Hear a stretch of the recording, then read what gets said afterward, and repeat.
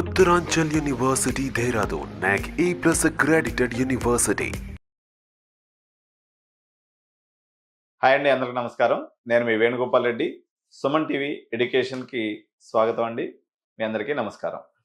అయితే ఈరోజు ఒక వెలుగు వెలిగి అంతర్ధానం అయిపోబోతున్నటువంటి ఒక 3 కోర్సులు వివరాలు తెలంగాణ రాష్ట్రంలో పర్టికులర్గా రేవంత్ రెడ్డి గారి ప్రభుత్వం వచ్చిన తర్వాత ఒక 3 కోర్సులు పూర్తి స్థాయిలో ప్రమాదంలో పడిపోయాయండి.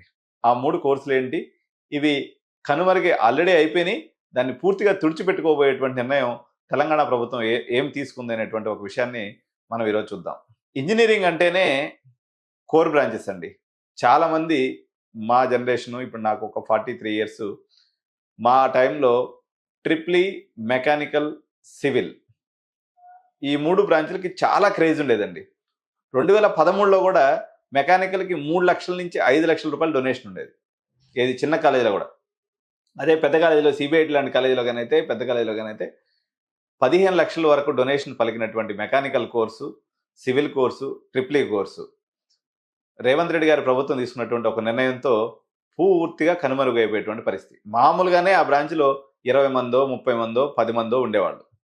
ఆ 10 మంది, 20 మంది కూడా లేకుండా ఇక అవి పతనావస్థ అంటే ఇక మళ్ళీ కోలుకునే అవకాశం లేనటువంటి ఒక డెసిషన్ గవర్నమెంట్ తీసుకుంది.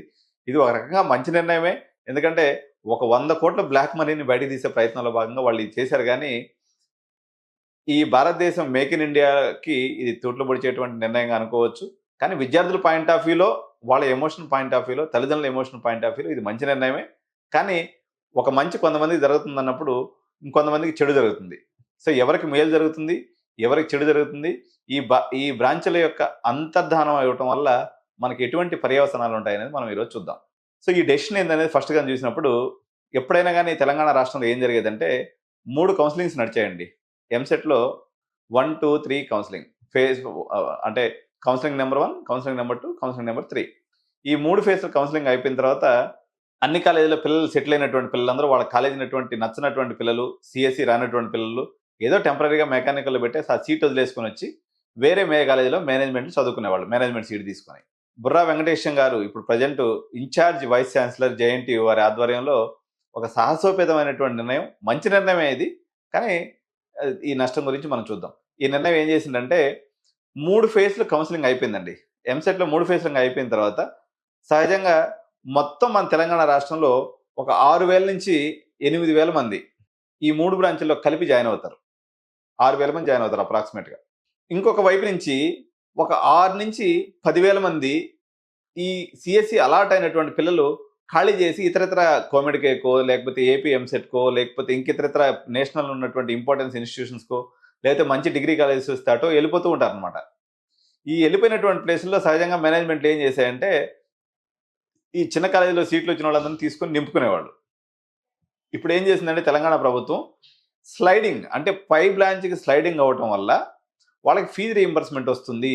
ఈ స్లైడింగ్ అనేది EAMCET first phase, second phase, third phase counselling ఎలా నడుతుందో 4వ కౌన్సిలింగ్ కూడా పెట్టి వాళ్ళని పైకి స్లైడ్ అయ్యేదానికి అవకాశం ఇచ్చింది. అంటే కింద బ్రాంచ్ నుంచి పైకి స్లైడ్ అయ్యేదానికి. ఉదాహరణకి ట్రిప్లీలో సీట్ వచ్చినటువంటి వ్యక్తి సహజంగా ఈసీకి ఇన్క్లైడ్ ఉంటాడు అనమాట, అటు వెళ్తాడు. ఈసీలో వచ్చినటువంటి వాడు నేను సిఎస్సికి పోతే బాగుండు అనుకుంటాడు. లేదా ఐటీలో సీట్ వచ్చినటువంటి వాడు సిఎస్సిలో పైకి జరుగుతుంటాడు అనమాట. ఇలా పైకి జరగడం వల్ల ఆల్రెడీ అనాసక్తితో పెద్దగా కోరు మీద అంత కష్టపడేదానికి ఇష్టం లేనటువంటి విద్యార్థులు ఉన్నటువంటి ఈ యొక్క నారాయణ శ్రీ చైతన్య చదువుల విషయంలో ఉన్నటువంటి పిల్లలు వాళ్ళు ఏకాడికి సులభంగా గట్టెక్కిపోయేటువంటి సిఎస్సి వైపు చూస్తారు. కాబట్టి ఈ అత్యంత కష్టమైనటువంటి కోర్సులు, కొంత కోర్ అంటే హార్డ్ వర్క్ చేయాల్సి ఉంటుంది. ఇది డెస్క్ జాబ్ కాదు. ఉదాహరణకు సివిల్ ఇంజనీరింగ్ అంటే సైట్ ఇంజనీరింగ్గా వెళ్ళాలి, మెకానికల్ అంటే రించి పట్టుకుని పనిచేయాలి అనేటువంటి భావన ఉన్నటువంటి పిల్లలు, ఎలక్ట్రికల్ అంటే ఫీల్డ్లో పోయి పనిచేయాలి, ఏసీ ఉండదు.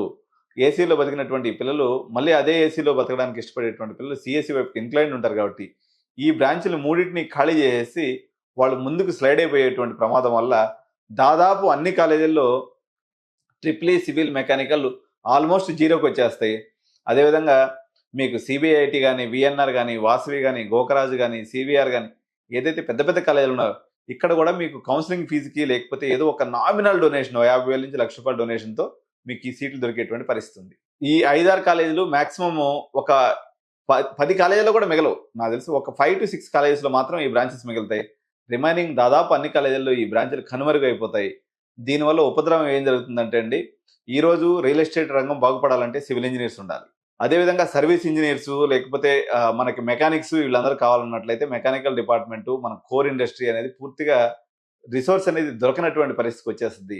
ట్రిపుల్ ఇంజినీర్స్ లేకపోతే మనకి ఎలక్ట్రికల్ వర్క్స్ జరగాలన్నా, ఎలక్ట్రికల్ ఇంజినీర్స్ కావాలన్నా, మనకి బేస్ లెవెల్‌లో ఇది ఒక మానవులకు అవసరమైనటువంటి మన అవసరాలను తీర్చడం మానేసి, మనం అందరం కూడా అమెరికా డాలర్స్ కోసం పరిగెత్తడం, ఆ రకంగా సీఎస్‌సి తీసుకోవడం వల్ల ఈ 3 బ్రాంచ్‌ల యొక్క భవిష్యత్తు ప్రశ్నార్థకమైంది. పేరెంట్స్ మీరు ఆలోచించండి. మంచి కాలేజీలో మెకానికల్, సివిల్ ట్రిపుల్ ఈ చదివినా కూడా మీకు బంగారు భవిష్యత్తు ఉంటుంది. రద్దీగా ఆల్రెడీ రష్‌తో కూడుకున్నటువంటి ఎన్విరాన్మెంట్ కలిగినటువంటి సీఎస్‌సిని ఎక్కడం ద్వారా మీకు కొంత నష్టమే జరుగుతుంది తప్ప అందరూ ఒకవైపుకి వెళ్ళడం ద్వారా ఆ బస్సు వంగిపోతుంది, పడిపోతుంది, ఇబ్బంది జరుగుతుంది. కాబట్టి కోర్ బ్రాంచెస్‌ని కూడా అట్‌లీస్ట్ కొన్ని కాలేజీల్లోనే మనం బతికించుకోవడం ద్వారా వాళ్ళు సమాజానికి ఉపయోగపడతారు. వాళ్ళకై వాళ్ళు కూడా స్వయం ఉపాధిగా గానీ, గవర్నమెంట్ జాబ్స్ కానీ ఉపయోగపడతాయి. కాబట్టి ఈ బ్రాంచ్‌లను కూడా పేరెంట్స్ ఆదరించాలని కోరుకుంటూ, ఈ వీడియోని ఇంకా ఎవరైనా సబ్స్క్రైబ్ చేయకుండా చూస్తున్నట్లయితే సుమన్ టీవీ ఎడ్యుకేషన్ సబ్స్క్రైబ్ చేయండి, లైక్ చేయండి, కామెంట్ చేయండి. Thank you. సుమన్ టీవీలో మీ పర్సనల్ అండ్ బిజినెస్ ప్రమోషన్స్ కోసం కింది నెంబర్కి కాంటాక్ట్ చేయండి.